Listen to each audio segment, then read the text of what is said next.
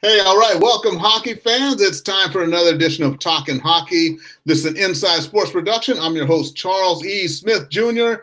And hey, it's that time of year. It's time for the Stanley Cup playoffs. And this show, specifically, we're going to preview the Western Conference playoffs. The first round matchups are all set. April 11th, the fireworks begin. As you know, I don't work alone here. I do enlist the help of only the very, very best. In fact, I had to leave the country to bring this man in. And here he is from somewhere in Eastern Canada, the quickest glove hand in North America, none other than my favorite goaltender, Lightning Lonnie Schwartz. Lonnie, what's happening out there, man? You say that with all due respect to former Leafs goaltender Alan Bester, correct? Correct, yes. And Andrew Raycroft.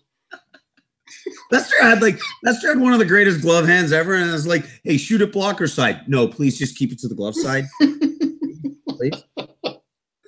All right. So, Lonnie, before we get into it, what's going on up there? Anything to share with the peeps out here before we break down the Western Conference? Well, absolutely. If you missed out on our Eastern Conference preview, Charles and I, we go way back. I used to run some hockey interview websites and interviewed some players. That's how we got acquainted with each other in the confines of Las Vegas, Nevada, all those 2009 NHL Awards show when they held it at the Palms. Yes, has it been almost a decade? Are you serious? Yep, it has been that long. Yes, sir. Oh, my God. Well, we go that far back, and now I'm teaching goaltenders. I don't do as much of the media stuff, but, I mean, I always love coming on and talking to some of the guys that I've had a great relationship with over the years, yourself obviously included there. So, yes, teaching goaltenders, stpgoaltending.com. Stop the puck goaltending. There is no relationship to the Oil or Stone Temple Pilots. None. Stop the puck. And just to clarify, that's actually an oil additive. Yes, oil additive. Sorry. And it is, and to clarify even further, all it is castor oil. Sorry, I'm more of a Mobile One guy. Just prefer the Mobile One. Oh, you're a synthetic type of dude. I thought you was real, man. Okay. I don't know. I just take the car to the service and they say, all right, we'll do it. You come back in 3 hours. We'll tell you what the price is. Isn't that the way it all goes? Okay, so let's go ahead and break this down here. Yes. Nashville Predators made the Stanley Cup final last year. Were disappointed in the Cup final, although a nice ride to get there. Lost in 6 games to the Pittsburgh Penguins. This year they won the President's Trophy, look ready to take that next step. And then on the other side, facing them, you got Colorado. Colorado, a great story in their own right, improved by 48 points in 1 year, went from, not even pretender, but just a horrible, horrible franchise, traded Matt Duchene, and I'm not putting it all on Matt Duchene, but somehow that kind of changed the chemistry, and here they are now, Nathan MacKinnon leading the charge. I think he had, 39 goals this year, and then, of course, they still got Gabriel Landeskog, becoming a solid team. But Semyon Varlamov, there's really the starting goaltender. He's going to be out. It's going to be Jonathan Bernier, who famously backed up Jonathan Quick in 2012 when the Kings won the Stanley Cup. And they're going to be going against Nashville. But Nashville, you look at them from goal out. I mean, Pekka Rinne in goal, PK Subban and Roman Josi on defense. And a plethora of guys who will basically, in essence, beat the snot out of you at forward. This is going to be a real interesting series from the standpoint of how long will it last truly. I mean, you brought it up, Colorado, everybody last year going, Joe Sakic, you were a great hockey player, but we're questioning your hockey acumen. And then this year, he makes that trade. Nathan MacKinnon all of a sudden finally remembers why he was one of the most highly touted talents when he was drafted by the Colorado Avalanche. So it's nice to see that he's reached that potential. However, as a team, do they have enough? Like, remember, they went on a 10-game win streak during the season, and Varlamov was injured for a good stretch of that. So Bernier did have a big hand in that. But this is Stanley Cup. Is he going to hold up to the scrutiny and pressure? And you, like you said, we're talking about the defending Western Conference champions here, a team that Pekka Rinne, perennial Vezina Trophy candidate. Juuse Saros, his backup goaltender, had some really good starts this year as well. So if for any reason the injury bug takes a big bite out of Pekka Rinne, they've got an amazing backup goaltender. Then they've got a defensive core that is unmatched in the National Hockey League. Right. You've got Roman Josi. You've got Ryan Ellis. You've got PK Subban. You've got Matthias Ekholm.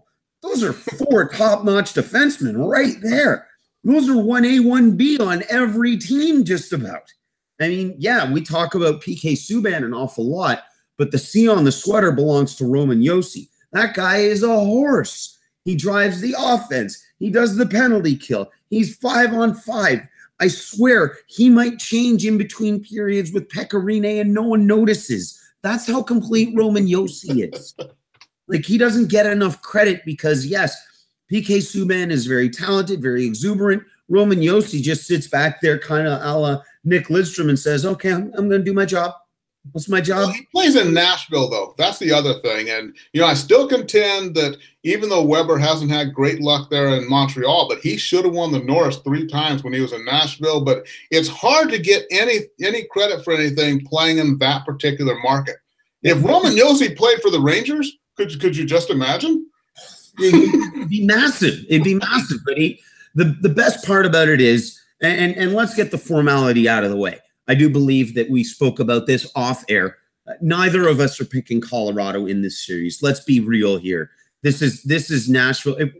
If there's a series that could be swept, this one could very well be it out of every series in the playoffs. And it's good that Colorado made it. Thank you for coming to the party, but not everybody gets to stay.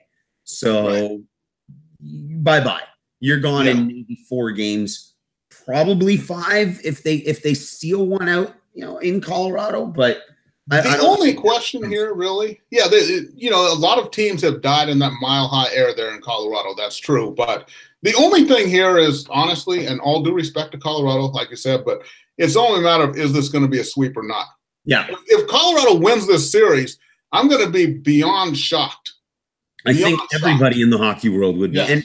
And big credit again, because this is definitely going to be a story that will get thrown out there once more. And that's how Nashville has embraced the game and how that entire street right around Bridgestone Arena is just a massive wall of people for the Stanley Cup playoffs.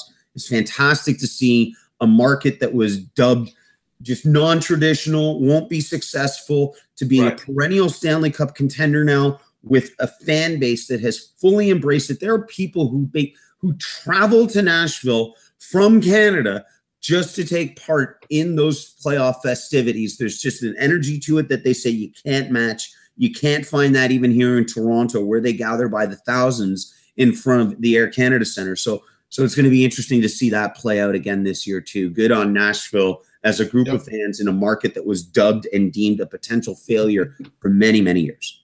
Yeah. There we go. And something else I like about these Western Conference playoffs is that they're all actually, as the chips fell, they're all division matchups. So all the teams are familiar with one another. And, going to the next one, we got Minnesota and Winnipeg. All these teams, they played each other 4 times. They battled for the division. Now they're battling each other in the Stanley Cup playoffs. So a good chance for some acrimony, that has developed. And now everybody gets to take it out in the 7-game series. But Minnesota against Winnipeg here. Winnipeg won the season series 3-1. Minnesota, of course, they suffered that big blow with Ryan Suter going out with the broken leg there just a couple of weeks ago. They're not going to have him on the back line. They already had trouble with Winnipeg in the regular season. So I guess what it comes down to with this, and we know that Connor Hellebuyck, he's set the record for wins by an American-born goaltender, 44 wins this season in net for Winnipeg. Of course, playoff hockey is different. But really, what it is a Devin Dubnyk over there. He's been solid for Minnesota for a while now. But it's a matter of this Minnesota team, which had so much difficulty with Winnipeg during the regular season. Now Ryan Suter is gone off the blue line. Do you see Minnesota winning this series? And especially, remember, Winnipeg. Now, Nashville won the President's Trophy. Winnipeg was only 3 points behind them in the regular season.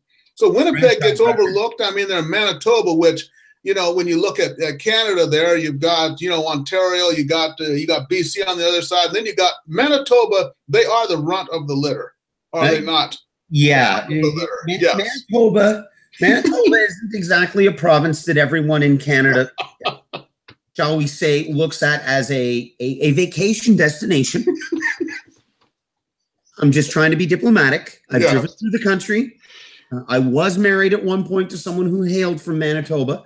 And I must confess that it is a city maybe not worth the ire that the San Jose Sharks threw their way earlier in the year. But like I said, nobody's exactly rushing to selloffvacations.com to say, can I stay at the corner of Portage and Maine?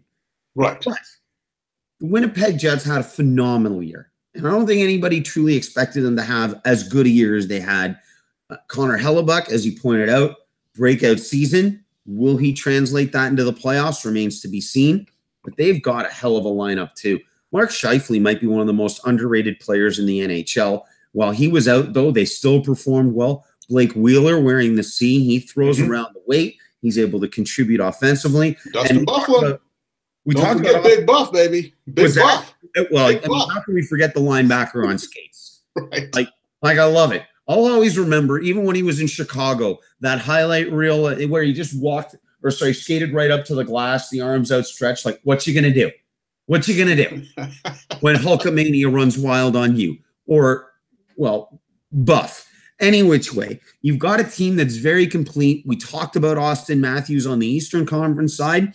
Then there's Patrick Laine, the number 2 draft pick, whom even if Toronto for some reason said, you know what, we're just going to go with this Laine guy, would have been all right. I mean, He competed for the Rocket Richard Trophy. There was no sophomore slump. He looks like I was watching a game. He's grown this crazy beard. I'm watching with my friend, and I turn and I say, hey, look, Satan's goat learned how to play hockey. But the guy can score. The guy can score. You look at just his facial. I'm not trying to be a dick. Okay, I'm not trying to be that guy, but I mean, look at the guy. You look at him and you're looking and going, if Satan had a goat that could play hockey, it would be him. And hey, what? The beard has nothing to do with his hockey skills, so you can say what you want about it. That beard or whatever that thing is hanging off his face is what it is. It should have its own blog as far as I'm concerned. It just looks evil. It looks evil. It does. Yes. Much like the eyebrows of Miroslav Shaitan. Remember him, whose name was spelled Satan, and he had those evil-looking eyebrows that kind of curved in. Was it ever known that he actually shaved them that way, or did they grow in that way? I don't know. His name is Satan, as most of us would have ignored the silent H that doesn't exist.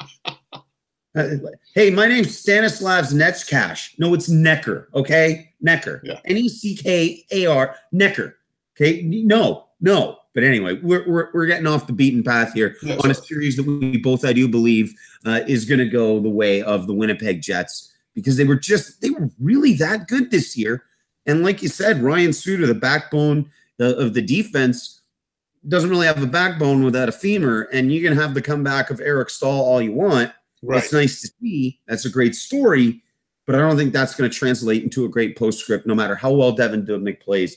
This Winnipeg team is actually a pretty scary prospect. So we got Winnipeg in what, 5 or 6, you think? As we say, we don't pick the number here. It's just a matter of how competitive you see the series. Either you see it as a 4 or 5 game series, a 5 or 6, or a 6 or 7 if you think it's going to be a dogfight. It will be brief. I don't see there being a dogfight because Minnesota just doesn't have the horses to compete with a team like Winnipeg. 4 or 5. 4 or 5. I'm saying 4 or 5. You know what? Maybe we just talked about it with Colorado and Nashville. Maybe this one's even more of an obvious sweep than we're giving it credit for. Yeah. Yep. Okay. All righty. So now let's get to the Pacific Division. Now that we broke down the Atlantic Division playoffs, let's go ahead to the Pacific Division. Old rivals getting reacquainted. I'm looking at the tree. Ducks. Oh wait, we're not going to that team yet. We're going to the Ducks. We're going to the Ducks. Yes, we're saving the new kids for the last year. Oh, okay. They're the last ones. Sharks and Ducks getting reacquainted in the playoffs. Many playoff battles have come before. Remember, the Sharks won the President's Trophy and played the Ducks in the first round. It did not turn out well for the Sharks. So here they are. Sharks won the season series 3-0-1.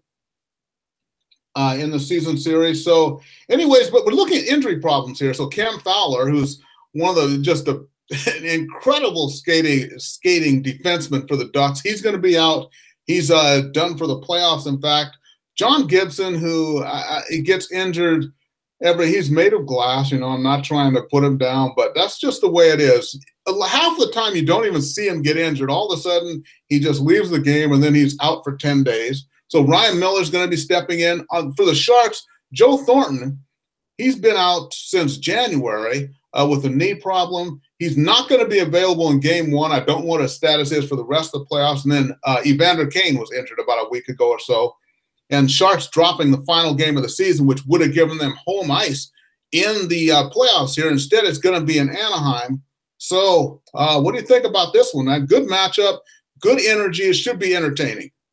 I always get – I don't want to say – I don't give enough attention to these two teams. And I don't think anybody in the NHL outside of your geographical area, because you're close enough to, watching a lot of Anaheim games and watching your share of Kings games, obviously – so these are sort of two teams that are part of the National Hockey League that everybody kind of forgets about. And it's like, but they're two very good hockey teams. At the same time, there's consistent playoff performances. They make the playoffs. I mean, unfortunately for San Jose, as we've talked about off air before, they win conferences, they win President's trophies. It doesn't matter. They don't seal the deal. They don't take Stanley home when the prom is all done and the lights are up. They just like, hey, baby, you want to come home? Nah, I'm going home with the other guy. I'm sorry. I know you're nice. We had a good run, but I'm sorry. But many times they've walked into the dance with the prettiest girl in their arm, but they don't leave with her. Exactly. That's the problem. Yes. Exactly. So I mean, Ryan Getzlaf, every year that I've drafted him in my hockey pool, somebody makes a joke. Oh, you've picked old man Getzlaf. But old man Getzlaf still puts up the apples. Like, this guy's got an orchard. Corey Perry, he's not the Art Ross guy that he used to be, but he's still an effective offensive talent. And like you just pointed out, Ryan Miller's going to be in net when he's got to be. And look, there's another former Vezina Trophy winner, not candidate, winner, and he can perform when there is some pressure on the line, unless Sidney Crosby puts one between the legs. That's neither here nor there. I'm sorry, I have to throw that in there. Oh, Canada. I'm sorry, it just overwhelmed me. Well, I just think that, to me, you can sum up Ryan Miller's career by that whole thing of talked about how well he played in that Olympics against Canada, but ultimately it was a loss. Yeah. And to me, that's kind of Ryan Miller in a nutshell. I've followed him since he was in Buffalo because, the American goaltender, and I always look at American-born goaltenders and kind of look at them a little bit more, I scrutinize them a little bit more. And I've just seen him honestly fold under pressure a few too many times. Martin Jones there on the other side playing for the Sharks. He's been strong when he had to be. He was Jonathan Quick's backup in 2014 when the Kings won the Cup. And now he's gone to San Jose and proven himself. Ryan Miller's been on a good roll here lately. John Gibson, I just don't know if he can stay healthy or not. I can pick this. I'm going to say San Jose in 7 in this series, although I don't know what the whole Joe Thornton situation is. And the bad thing with Thornton is not just the age, but the fact that it was a knee injury, so you wonder how the cardio is going to be when he gets back. That's the thing, because it's one thing, it's upper body. You can still do all the leg work you need to do. So if Thornton does come back, how good is he going to be when he gets back? That could be a factor, because the Ducks, that second line, which doesn't get a lot of play, a lot of airtime, but Ryan Kessler, Andrew Cogliano, and Jakob Silfverberg, good energy line. Cogliano is just the consummate professional to me. He's got good speed, but that quickness in small spaces that he has, normally he's able to draw almost a penalty every game because he just gets away from somebody and they've got to clutch and grab and hook and hold him. But I'm still going to go good series here, very entertaining. I urge everyone in Eastern Canada to watch this series. I'm going Sharks in 7. Yeah, I'm going to side with you on that one too. Logan Couture, by the way, relatively injury-free season for a guy like Logan Couture. And as far as I'm concerned, this is somebody who can take over the reins from Joe Thornton as a leader and an engine on a team like San Jose. And what about Little Joe, man? Don't diss Little Joe now. What the Well, big Joe Pavelski. Yeah, exactly. I would never. Red really ties the room together. I never would. Yes, he does tie. Does he not? but I think that Logan Couture is one of those guys that doesn't necessarily get credit that he deserves as an upper echelon player. I mean, he's posting when he's not injured, he posts points. And it's not to say that he's going to have an Art Ross kind of year ever in his career, but he's going to be a very good offensive talent for many years to come, as is the big Pavelski, but it's just a bit of a different game. I would Burnsy on the blue line. Hey, the Norris Trophy guy on the blue line with that beard that really puts Pat. He should skate up to Patrick Line and say, "Patrick, yeah, see, this is a beard." Yeah, how can you forget Brent Burns as well? Vezina Trophy, or not Vezina, sorry, Norris Trophy candidate from last season, and the guy's a great defenseman. Yes. And he can definitely drive the offense. He had a slow start to the year. Trust me, my fantasy pool standings felt the wrath of that.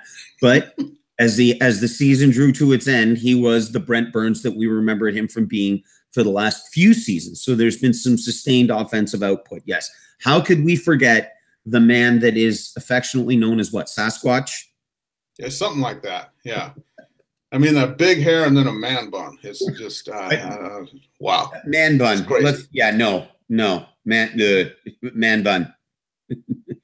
And, you know, every year since 2013, when the Ducks started the run of winning the Pacific Division titles, which was ended this year by the Vegas Golden Knights, but every year they've lost a Game 7 at home, which is very, very disappointing for their fans. And I've been at a lot of those Game 7s, and you can almost feel it when the fans walk into the building and they're trying to be as upbeat as possible, but it's almost like everyone knows. And it's like they've had a 3-2 series lead every time and then lost a game on the road and come back. And I don't mean they lose a hard competitive game barely at home in Game 7. I mean they fall on their faces in Game 7 at home. And if it gets to a Game 7 here, their only chance is to beat the Sharks in 6. Don't make it to 7. Don't make it to 7. I'm saying Sharks in 7, though. I like the team, and with the teams facing injuries, but I think that the more key injuries are on the side of the Ducks, with Fowler being out. He's a big chunk of that offense moving the puck. And remember, they no longer have Sammy Vatanen because they did trade him for Adam Henrique to get more punch up front, which Henrique has been great. But still, It comes down to the defensive core. I like the defensive core of the Sharks a little better now with Fowler out. And then the goaltending, I just tend to trust Martin Jones more than I trust Ryan Miller. If you want to know why I feel the way I do about Miller, you can ask the fans in Buffalo. You can also ask the guys in St. Louis when he was brought there to take them to the promised land. And how did he do there? Was his goals against average of what, 5.2 or something like that in that playoff year? It's terrible. So I'm going Sharks here.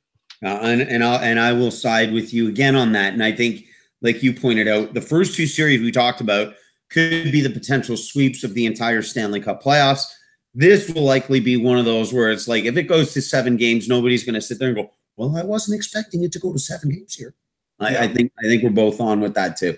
I know it's the agreement parade here, but I don't know how you're going to feel about my views here on the next series at hand. Where we met in Las Vegas, Nevada, the promised land for 10 years of an NHL franchise. Yeah, and that's my life. Most guys go there and meet strippers. I meet Lonnie in Vegas. That's just how things go. But you know what? I doubt if anyone met a stripper 8 years ago, they'd still be talking to her now. But I'm still talking to you. So, you know what? I think I fared pretty well. And I did see The Hangover also. That came out. I saw that in Vegas. So it was a good trip overall. Make a probably lifelong friend and didn't meet any strippers. That's always good. My wife was okay with that too. You know what? And I was there to cover the NHL awards. You were there to cover the NHL awards. We had some fun. We still keep having fun all these years later. And now, as people have always been, a little skeptical about this Vegas franchise, the minute there was the NHL awards being allotted to Las Vegas over Toronto, you knew something was brewing for like the last decade. You don't just say, oh yeah, right, we want it in Vegas of all places for no reason. The intent was to build a fan base. And this year, what's left to say about a team that nobody really gave any shot? When do you give an expansion team a shot at the playoffs? Never mind over 100 points. Never mind clinching your division. Never mind everything that they've done this year. It's insane. They went through 5 goalies. 5 goalies in a stretch and still won. They had sustained win streaks of more than 5 games on multiple stretches throughout the year. And this is a team that full of guys that people didn't want on other teams. However, the NHL needed to make this team viable. And now, of course, I know I won't go too far on this sidetrack here. That's going to stay for when Seattle gets their franchise coming soon too. So when the award show moves to Seattle, certainly we'll know that something's brewing there as well. Well, they've got that expansion franchise already allotted to them. You're the only team bidding. So, yeah, they're probably going to get one. I don't think the rules are going to change. I think the NHL did a great thing engineering the expansion draft the way they have with the Vegas Golden Knights, from the simple standpoint that do you really want to watch a whipping boy every single night and wait for a decade to have the franchise take off? On that note, I believe that the Arizona Coyotes have applied for a franchise draft. They would like to just go ahead and just disband the entire team, have everybody except for Oliver Ekman-Larsson, and then get to have a franchise draft there. Expansion draft. Yeah, expansion draft. In history. Don't you guys already exist? Not really.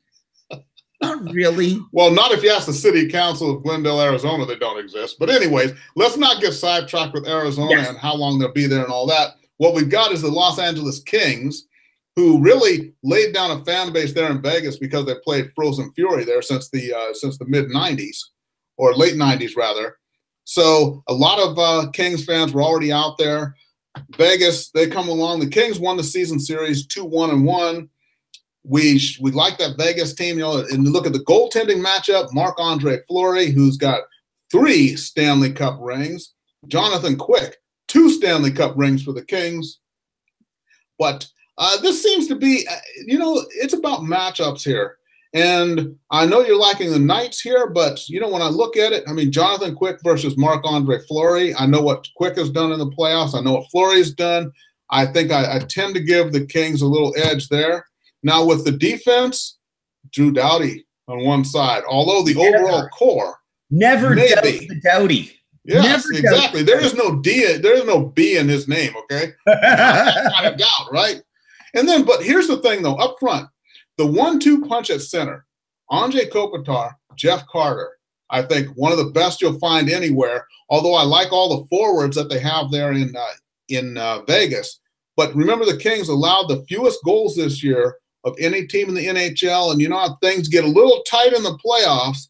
So with those matchups, do you think that Vegas is going to have the same firepower that they have when everything gets tighter? It's not able to make those passes, you know, not as much room out there.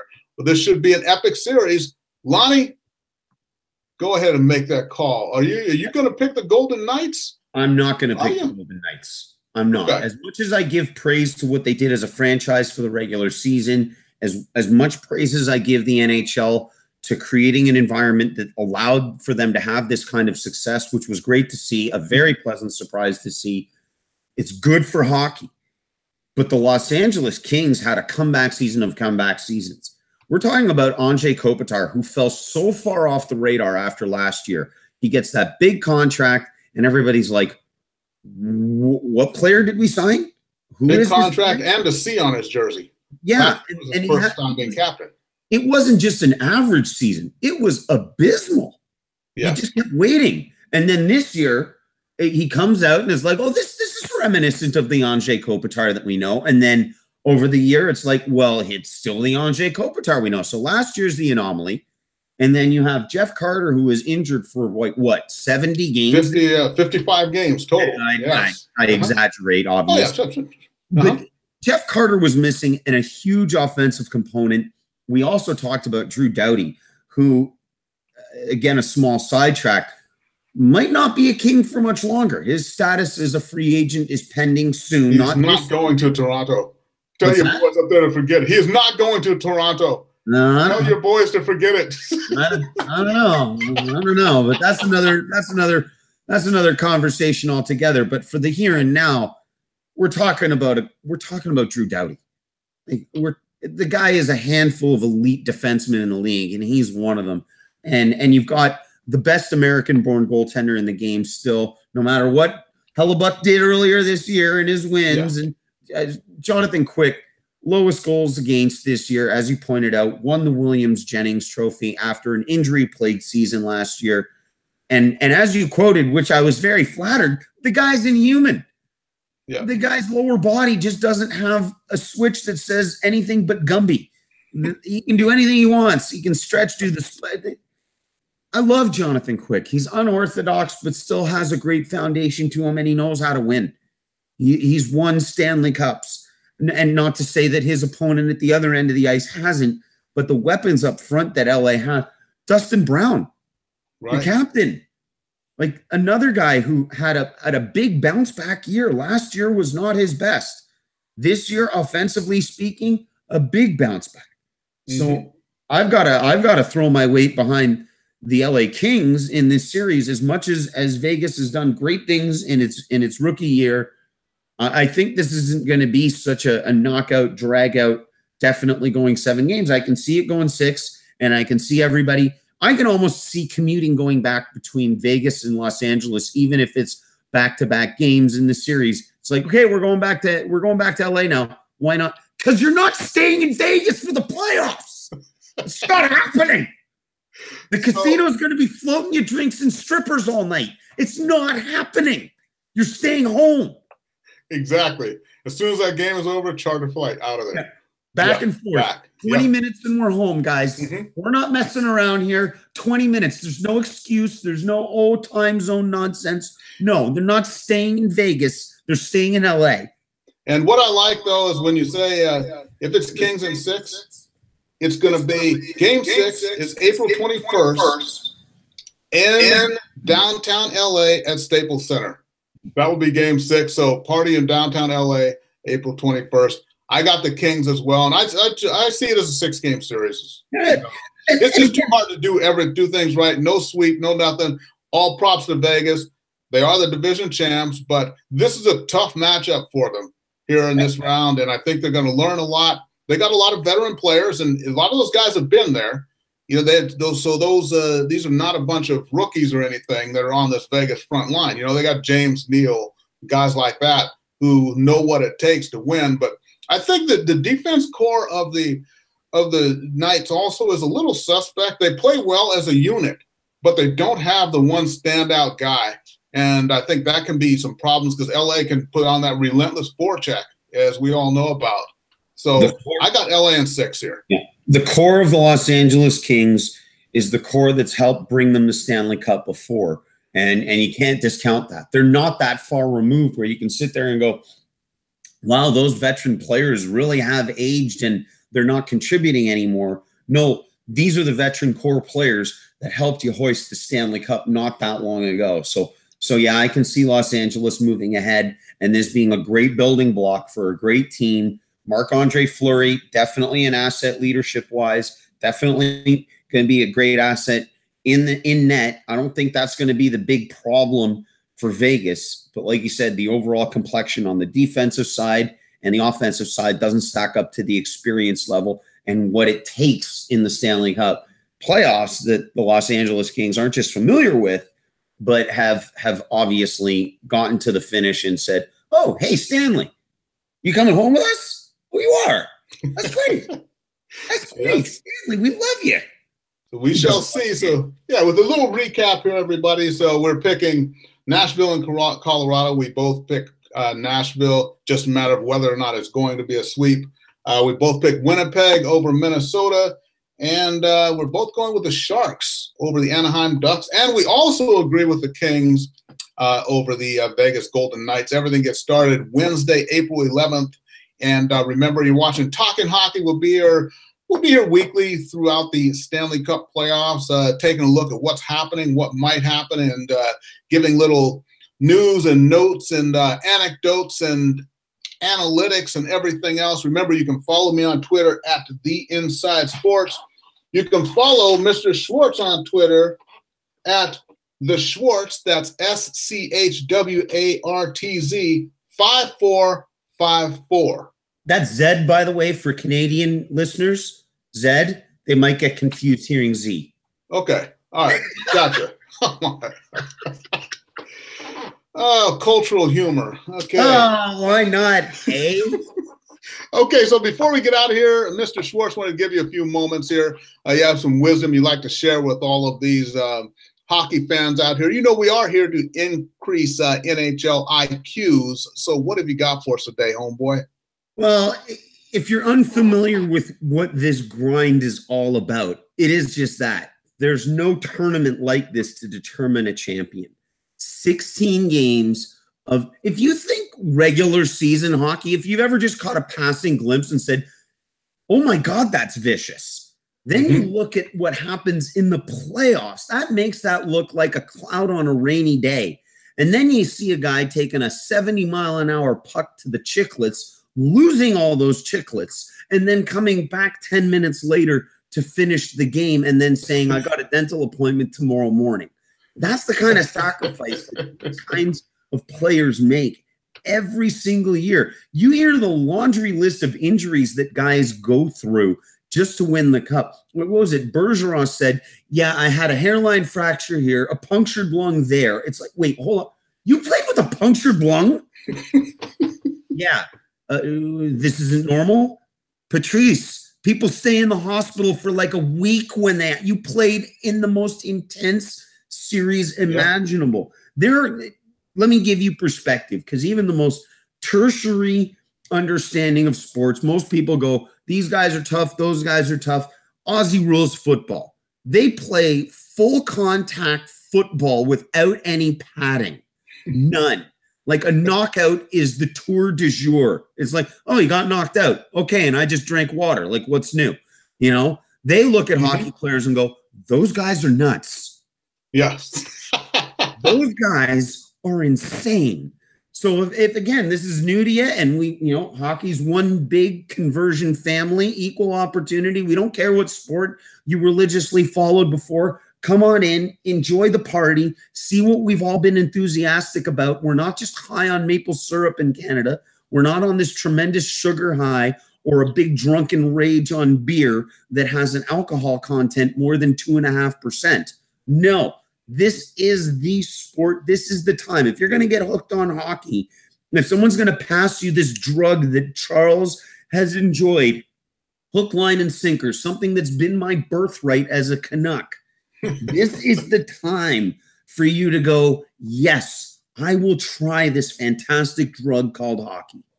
Yep, most definitely. And hey, proudly I can say I have touched the Stanley Cup 7 different times in 5 different states. The state of confusion, the state of inebriation, state of denial. No, actually 5 different states. Hold on a second. You asked for a drop of knowledge on this, and I've got to ask you this because I don't think I've ever asked you this before. In any of those states, did you take the cup and hoist it over your head? Once I got to do that. You did it? In California during the lockout year of 2005, I was doing minor league hockey, the Long Beach Ice Dogs, and they brought the cup down.